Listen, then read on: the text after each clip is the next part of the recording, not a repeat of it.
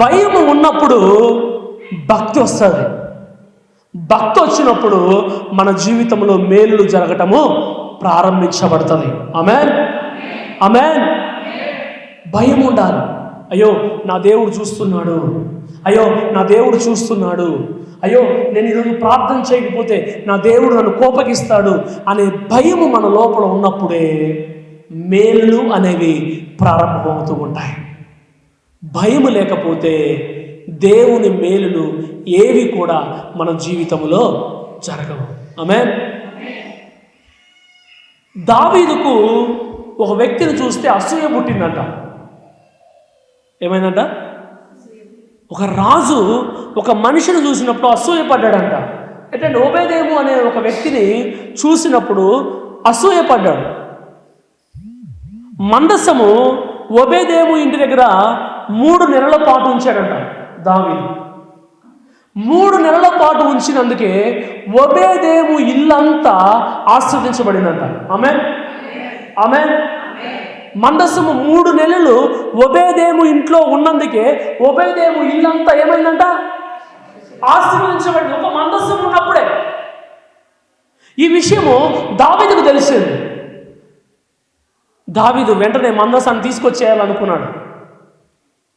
ఎందుకు తీసుకొచ్చుకోవాలంటే మందస్సము ఉంటేనే ఓబేదేము ఇల్లు అంత ఆశీర్వదించబడుతుంది కదా. అదే మందస్సం నా ఇంట్లో ఉండాలి, నా పట్టణంలో ఉండాలి, నా గుడారంలో ఉండాలి అని దావీదు నిర్ణయించుకున్నాడు. దాన్ని తీసుకొచ్చేటప్పుడు ఓబేదేముని ఇంట్లో పెట్టడానికి చాలా కారణాలు జరిగాయి. కొంతమంది చనిపోయారు. భయపడి దావీదు ఓబేదేము ఇంట్లో పెట్టాడు. ఈరోజు ఈ మందస్సం మన ఇంట్లో ఉంటుంది. ఆమేన్. ఈ మందస్సం మన ఇంట్లో ఉంటుంది. ఆ మందస్సంలో ఉన్న ప్రతి మాట, ప్రతి వస్తువు గురించి ఈ మందస్సం మన ఇంట్లో ఉంటుంది. 3 నెలలు ఉంటేనే ఓబేదేము ఇల్లు ఆస్వాదించబడిందే. 3 నెలలు ఉంటే ఓబేదేము ఇల్లు దీవించబడింది కదా. ఈ మందస్సము ఎన్ని సంవత్సరాల మట్టి నీ ఇంట్లో ఉంటుంది? ఎన్ని సంవత్సరాల మట్టి నీ ఇంట్లో ఉంటుంది? ఎందుకు నీ ఇల్లు మేలులతో నింపలేకపోతుంది? ఎందుకు నీ ఇల్లు దేవుని చేత దీవించబడలేకపోతుంది? మనుషుడి లోపల దేవుడంటే భయము లేకపోతే ఏ మనిషి జీవితంలో మేలు జరగదు. హల్లెలూయా, హల్లెలూయా. మనిషి లోపల భయము లేకపోతే ఏ మనుషుడి జీవితంలో మేలు జరగదు. మేలు జరగాలంటే తప్పనిసరిగా దేవుడంటే ప్రతి మనిషిలో భయము అనేది ఉండాలి. భయము అనేది ఉంటేనే తన జీవితంలో ఏం జరుగుతుందంట? ఎంతో గొప్ప మేలును దేవుడు చేస్తాడంట. ఆమేన్, ఆమేన్. ప్రియ దేవుని బిడ్డలారా, జ్ఞాపకం చేసుకోండి. మంచి దేవుడు మన దేవుడు, జాలిపడేవాడే మన దేవుడు. కానీ రోషము కలిగిన వాడు, ఏం కలిగిన వాడు? రోషము కలిగిన వాడు. ఈ రోషము కలిగిన వాడు ఎడల నువ్వు భయము కలిగి ఉండకపోతే, భయము కలిగి జీవించకపోతే నీ జీవితంలో అయినా సరే, నా జీవితంలో అయినా సరే ఏ మేలు జరగదు.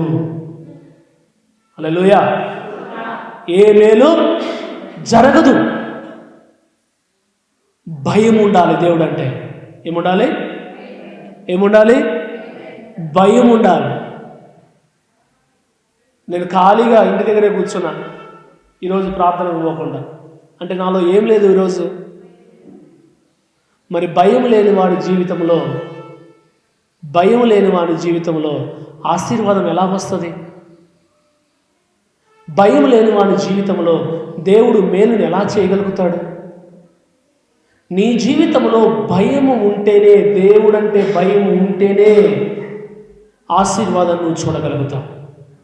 హల్లెలూయా, హల్లెలూయా. కనుక మన జీవితంలో మనము తప్పనిసరిగా మనము ఆశీర్వాదము చూడాలంటే దేవుడంటే మనము భయము కలిగిన వారంగా ఉండాలి. చూడండి, ఇంకో మాట చదువుకుందాం. యెషయా గ్రంథం 35వ అధ్యాయం 10వ వచనం. యెషయా గ్రంథం 35వ అధ్యాయం 10వ వచనం. ఆ.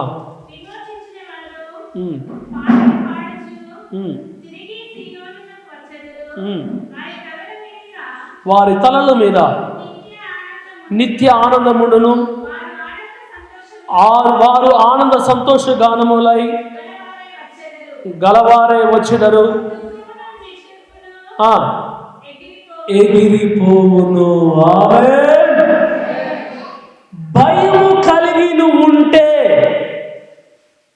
నీ దుఃఖము నిట్టూర్పులన్నీ ఏమవుతాయంట? ఆమేన్. బికాజ్ ఆమేన్.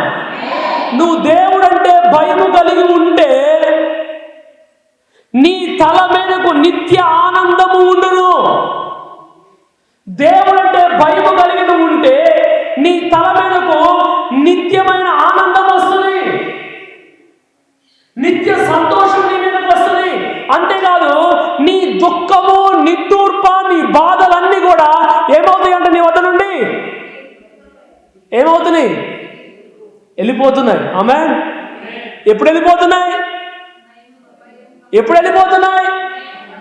దేవుడంటే భయము కలిగి నువ్వు ఉన్నప్పుడు. ఏమున్నప్పుడు? దేవుడంటే నువ్వు భయము కలిగి ఉన్నప్పుడు నీ తల మీదకు నిత్య ఆనందము వస్తుంది. నువ్వు బాధపడుతున్నా, ఇబ్బంది పడుతున్నా, దుఃఖము, వేదన, బాధ అంతా కూడా నీ వద్ద నుంచి దూరం అయిపోతుంది. ఆమేన్. కేవలం ఒకటే గ్రహించాలి, కేవలం ఒకటే నువ్వు వినాలి. ఏంటి ఆ ఒకటి అంటే దేవుడంటే భయము కలగాలి. ఏం కావాలి? ఏం కావాలి? దేవుడంటే భయము కలిగి ఉండాలి.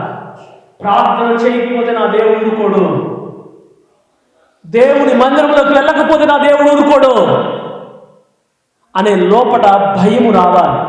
ఆ భయం వచ్చినప్పుడే నిట్టూర్పులు, కష్టములు, ఇబ్బందులు ఇవన్నీ కూడా నిన్ను విడిచి వెళ్ళిపోబోతున్నాయి. ఆమేన్. నమ్మిన బిగ్గరగా చెప్పలు కూడా దేవుని మహిమ పడదామా? బిగ్గరగా.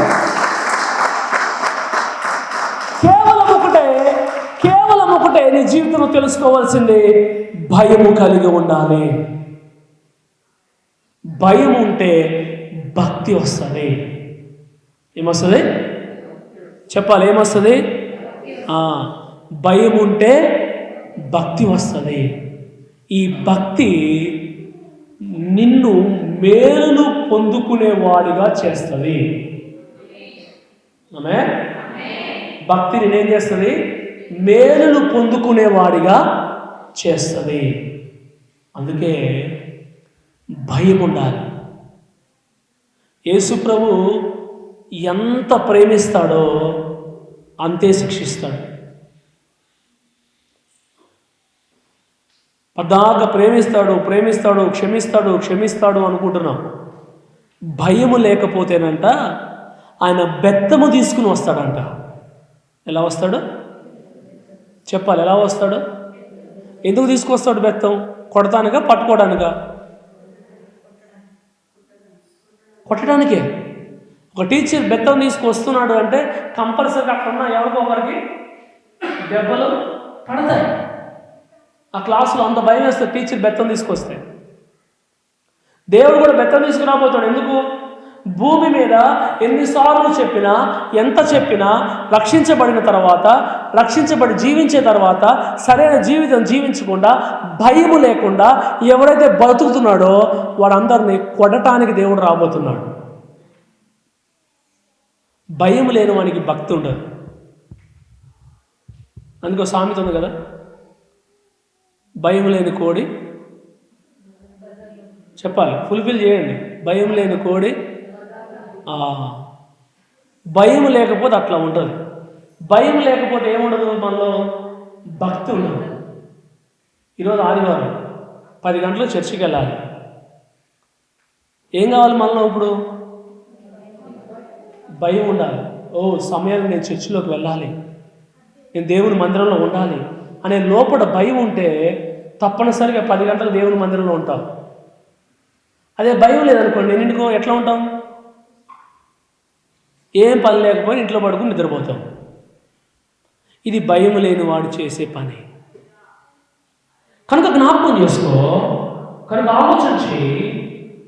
భయం కలిగి ఉంటే దేవుడు మేలులు ఎంతో గొప్పవిగా నీ జీవితంలో ఉంటున్నాయి.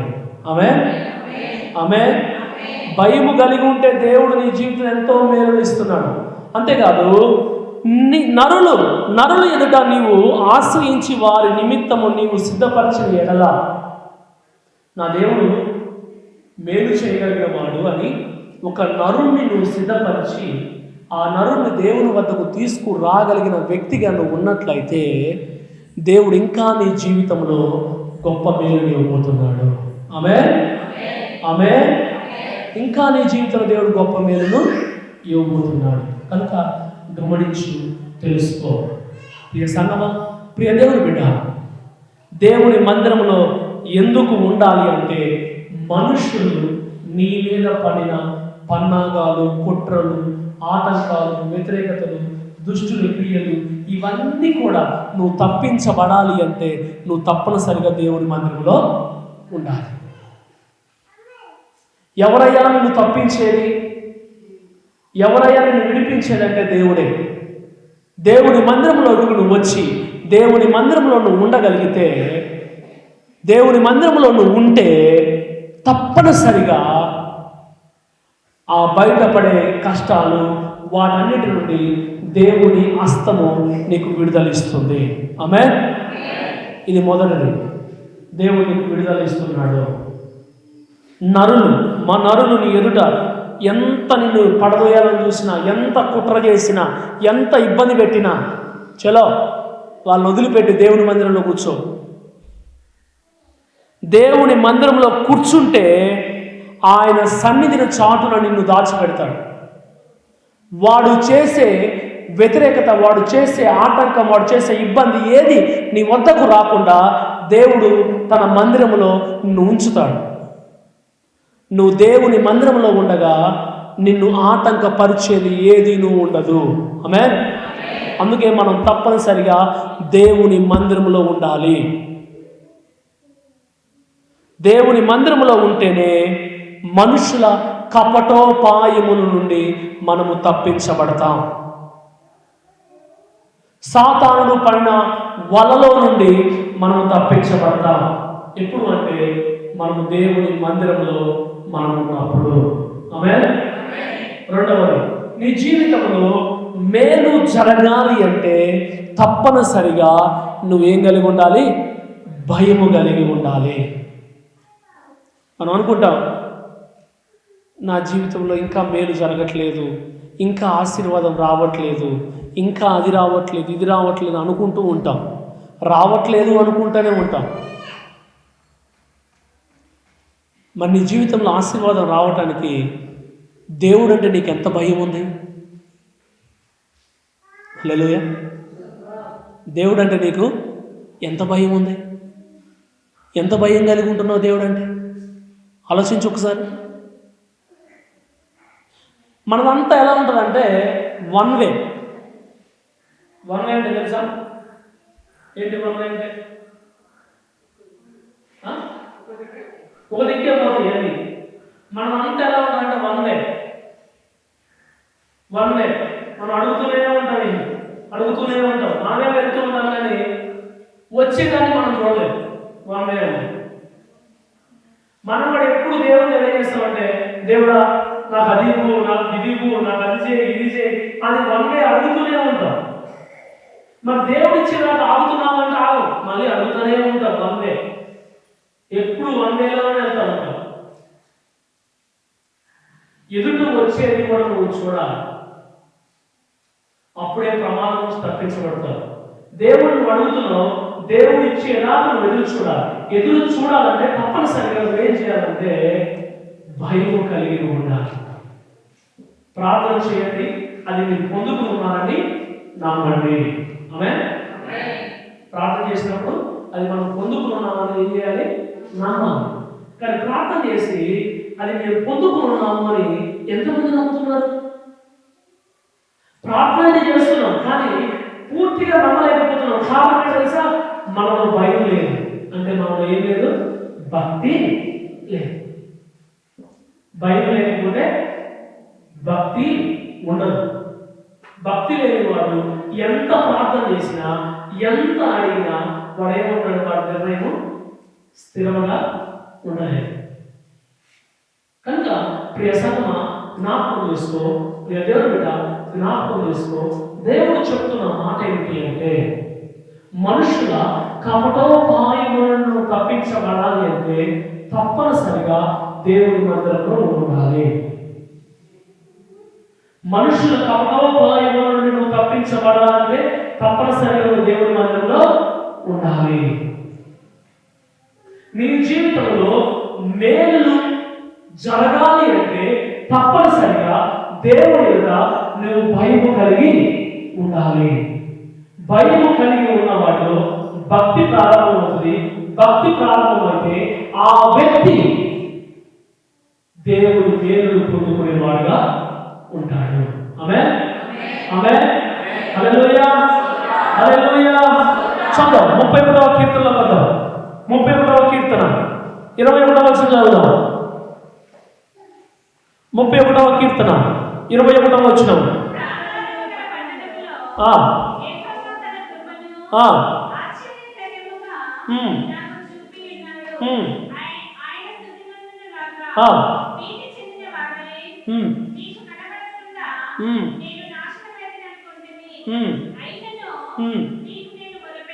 మొరపెట్టగా నీవు నా భక్తులారా మీరందరూ ఆయన ప్రేమించుడి.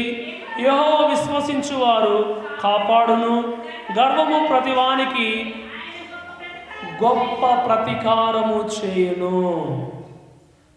దేవుడు అంటే భక్తి లేని వాడికి ఏముంటుందంటే గర్వం ఉంటుంది. దేవుడు అంటే భయం లేని వాడికి ఏముంటుందంటే గర్వం ఉంటుంది. ఈ గర్వం ఉన్నవానికి దేవుడే ప్రతీకారం చేయబోతున్నాడు. మనం ఏం చేయాల్సిన అవసరం లేదు. దేవుడు అంటే భయం లేకపోయినా, దేవుడు అంటే భక్తి లేకపోయినా, దేవుని మందిరం అంటే మనం విలువ ఇవ్వకపోయినా వాడికి ఏమున్నట్టు? గర్వం ఉన్నట్టు. ఏమున్నట్టు? గర్వం ఉన్నట్టు. ఆ గర్వం పడేవాడిని ఎవరు చూసుకుంటున్నారంట? దేవుడే ప్రతీకారం చేస్తాడంట. మనం ఏం చేయాల్సిన అవసరం లేదు. సింపుల్గా నీకు మాట చెప్తా. నువ్వు ఒక మనిషిని ఏమీ అనలేవు. మనిషి నువ్వు ఏమీ అనలేవు. కానీ ఆ మనిషి వచ్చి నన్ను ఇలా అన్నావు అంటాను అని నీ మీద జగడం పెట్టుకోను, గొడవ పెట్టుకోను. నీకేమనిపిస్తుంది? నీ హృదయం ఏమనిపిస్తుంది? మాట్లాడ ఏమనిపిస్తుంది? బాధ అనిపిస్తుంది. ఇంకేమనిపిస్తుంది? కోపం వస్తుంది. ఇంకేమనిపిస్తుంది? నువ్వు కూడా నాలుగు అన్నావు. అన్న తర్వాత ఏం చేస్తావు? నేను అనలేదు, నువ్వు రుజువు చేస్తే రుజువు చేయి అంటావు. లేకపోతే ఇంకో మాట అంటావు, భగవంతుడు చూస్తున్నాడు లేదు అంటావు. లాస్ట్ నువ్వు అనకపోతే, అదే నువ్వు ఒక వ్యక్తిని మాట అంటే భగవంతుడు చూసుకుంటావు లేదు, నువ్వు ధైర్యంగా అనలేదు. భగవంతుడు చూసుకుంటాడు నువ్వు అంటున్నావు అంటే తప్పనిసరిగా ఇదే జరుగుతుంది. అలాగే భయము భక్తి లేకపోతే ఏ మేలు జరగదు. గర్వపడుతున్నవాడు చూసారా? గర్వపడతాడు కదా, ఆ గర్వపడేవాడిని దేవుడే చూసుకుంటాడు. ఈరోజు నువ్వు ఆ గర్వం ఉంటే, మందిరం అనే గౌరవం లేకుండా, దేవుడు అనే భయం లేకుండా, భక్తి అనేది లేకుండా ఉంటే, గర్వపడితే నువ్వు అలా ఉంటే తప్పకుండా దేవుడే శిక్షిస్తాడు. దేవుడే శిక్షిస్తాడు. కానీ గుర్తుపెట్టుకో, మందిరానికి విలువ ఇవ్వాలి. నువ్వు ఎక్కడున్నా సరే, ఈరోజు ఆదివారం నేను దేవుని మందిరంలో ఉండాలి అంతే. పనులన్నిటిని నువ్వు సరి చేసుకోవచ్చు, దేవుని మందిరంలో ఉండవచ్చు. మనం ఇవ్వాల్సిన దానికి సమయం ఇవ్వకుండా మనుషుల చేతిలో పట్టుబడిపోతున్నాం. మనుషులు మనల్ని పట్టుకుంటున్నారు, మనుషులు మనల్ని ఇబ్బంది పెడుతున్నారు. ఇబ్బందికరంగా అయిపోతుంది మన జీవితం. అందుకే మనుషుల చేతిలో పడిపోతున్నాం, మనుషుల కపటోపాయంలో పడిపోతున్నామే కానీ మనము దేవుని మందిరంలో ఉండలేకపోతున్నాం. మనుషుడు పన్నే పన్నాగాలన్నిటి నువ్వు తప్పించబడాలంటే తప్పనిసరిగా దేవుని మందిరంలో ఉండాలి. ఆమేన్. తప్పనిసరిగా దేవుని మందిరంలో ఉండాలి, అంతే. నీ జీవితంలో మేలు జరగాలి అంటే, నీ జీవితంలో మేలు జరగాలంటే తప్పనిసరిగా నువ్వేం చేయాలి? దేవుడు అంటే భయం కలిగి ఉండాలి. ఉంటేనే నీ జీవితంలో మేలు జరిగితే. గర్విష్ఠులందరినీ ప్రతీకారము దేవుడే చేయబోతున్నాడు. మందిరం అన్న విలువ లేకుండా, దేవుడు అన్న భయం లేకుండా, దేవుడు అంటే భక్తి లేకుండా ఎవరైతే గర్వపడతారో చూసారా, వారి విషయంలో దేవుడే ప్రతీకారం చేస్తాడు. నేను చేయాల్సిన అవసరం లేదు, నువ్వు చేయాల్సిన అవసరం లేదు. కనుక గుర్తుంచుకో, దేవుని పేరిట నేను తెలియజేస్తున్నాను, దేవుని పేరిట నీకు చెప్తున్నాను. ఈ దినం నువ్వు వింటున్నా, భక్తి కలిగి ఉంటే మేలులు జరుగుతాయి. దేవుని మందిరములో ఉంటే మనుషుల కపటోపాయముల నుండి దేవుడు తన హస్తముతో నిన్ను తప్పేస్తాడు. ఆమేన్. ఈ రెండు మన జీవితంలో జరగటానికి మనం తప్పనిసరిగా దేవుని దగ్గర మనం తగ్గించుకొని దేవుని సన్నిధిలో మనం నుండి నడవనట్లయితే దేవుడు మనల్ని ఆస్వాదిస్తాడు. అటు ఆశీర్వాదాలతో దేవుడు నిన్ను నింపునుగాక. ఆమేన్. ఆమేన్. అటు ఆశీర్వాదాలతో దేవుడు నీకు సహాయం చేయునుగాక. ఆమేన్. మనందరము దేవుని మందిరంలో ఉండునుగాక. మనందరము మనుషుల కపటోపాయముల నుండి దేవుని మందిరములో ఉండి దేవుడు మనం తప్పించునుగాక. దేవుని యందు భయము కలిగి మనం జీవించునుగాక. దేవుని యందు భయభక్తులు కలిగి జీవించునుగాక. మన జీవితంలో దేవుడు మేలులు జరిగించునుగాక. ఆమేన్. ఆ కృపా పరిశుద్ధాత్మను మీ అందరికి ఇచ్చి మిమ్మల్ని ఆస్వాదించి నడిపించునుగాక. ఆమేన్. ప్రార్థన చేసుకున్నాం. మోకరిద్దాం, ప్రభు సన్నిధిలో ప్రార్థన చేద్దాం. ప్రభువుని అడుగుదాం మనం. దేవా, నువ్వు మంచి వాడివి, నువ్వు మంచి చేయువాడివి, నువ్వు మంచి కార్యాలు చేసేవాడివే. కానీ ప్రభువా, నేను ఏ విధంగా ఉంటున్నానో ఒకసారి నన్ను చూడు ప్రభువా అని ప్రార్థన చేసుకుందాం. మనందరం కూడా ప్రభు వైపు చూద్దామా? దేవుని అడుగుదామా? ప్రభువుని అడుగుదామా? దేవుని అడుగుదాం, ప్రార్థన చేద్దాం. ప్రభువుని అడుగుతూ మనం ప్రార్థన చేద్దాం. దేవుని సన్నిధిలో మనం ప్రార్థన చేద్దాం. ప్రభు వైపు చూస్తూ ప్రార్థన చేద్దాం. ప్రభువా నేను మనుషుల కపటోపాయముల నుండి తప్పించబడాలి అంటే, మనుషుల ఆటంకాల నుంచి నేను తప్పించబడాలి అంటే దేవుని మందిరములో నేను ఉంటేనే తప్పించబడతాను అని మీరు చెప్పారు ప్రభువా. నేను ఈరోజు ఆ విధముగా జీవించునుగాక. చేద్దామా ప్రార్థన? అదే రీతిగా ప్రార్థన చేద్దాం. నా జీవితంలో మేలు జరగాలి అంటే ప్రభువా, నా జీవితంలో మేలు జరగాలంటే నేను దేవుని ఎదుట భయము కలిగి ఉండాలి. భయము కలిగి ఉన్నప్పుడే నా జీవితంలో మేలు జరుగుతుంది అని మీరు మాట్లాడుతున్నారు. జీవితంలో మేలు జరగటానికి నేను భయము కలిగి భక్తి కలిగి జీవించే జీవితము తండ్రి నాకు దయచేయి ప్రభు అని మనం ప్రార్థన చేద్దాం. అందరం ప్రార్థన చేద్దాం. కృపగల తండ్రి, మహోన్నతుడా, ఉన్నతమైన దేవా, నీకు స్తోత్రాలు వందనాలు చెల్లిస్తున్నాం తండ్రి. ఈ దినము ప్రభువా చెప్పబడిన ఈ లేఖన భాగం తండ్రి మా అందరి జీవితాల్లో నిలుచునుగాక.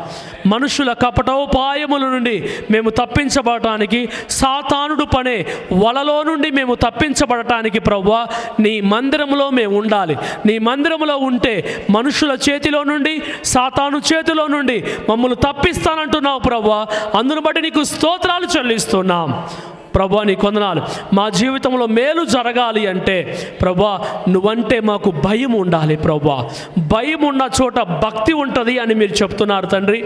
కనుక భయభక్తులు కలిగి మేము ఉన్నప్పుడే మా జీవితంలో మేలు జరుగుతుంది. కనుక ఆ రీతికరమైన జీవితం యేసయ్య నీ పేరిట మాకు కలుగునుగాక అని ప్రార్థన చేస్తున్నాను తండ్రి. మీ సహాయము చేయండి. విన్న ఈ మాటలు తండ్రి మేమందరము గ్రహించి ముందుకు నడిచే కృప ధన్యత మాకు ఇవ్వమని యేసయ్య పేరిట ప్రార్థన చేస్తూ మమ్మల్ని అప్పగించుకుంటున్నాం తండ్రి. ఆమేన్, ఆమేన్. దేవుని సమాధానం మనతో ఉండనుగాక. ఆమేన్.